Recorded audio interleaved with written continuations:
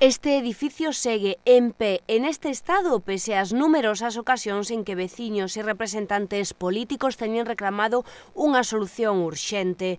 Pesaba sobre el nalgún momento unha orde de derrubamento e posteriormente foi adquirido polo Sareb. Desta volta foi o voceiro de Por Chantada CUP quen quixo desempoar de novo o asunto a través dunha moción no pleno deste mes de xaneiro e con éxito. Antón Fente sinalou de novo a falta de transparencia e o silencio arredor da situación real deste inmoble que causa numerosos problemas de seguridade, salubridade, estética e fixo alusión á necesidade de que os cidadáns estean informados arredor do contencioso aberto sobre esta construción.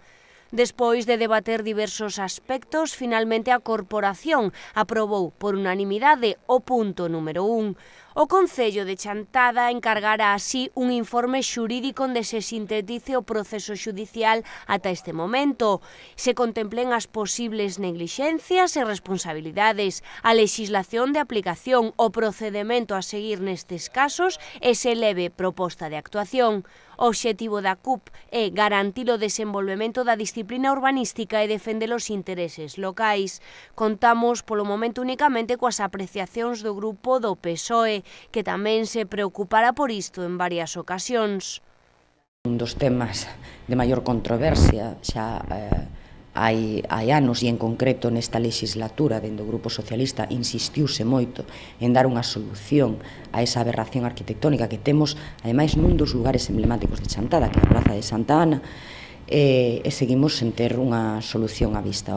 Dende este grupo municipal requerimos xa toda a documentación sobre ese edificio, estamos aínda estudándoa, por iso tamén celebramos que viñera esta moción a pleno e que se votara. Non se pode seguir de brazos cruzados consentindo que ese edificio estea nesas condicións e supoñendo, dende logo, un risco para a seguridade tanto dos edificios que están a carón del como para os veciños que pasan por ali todos os días.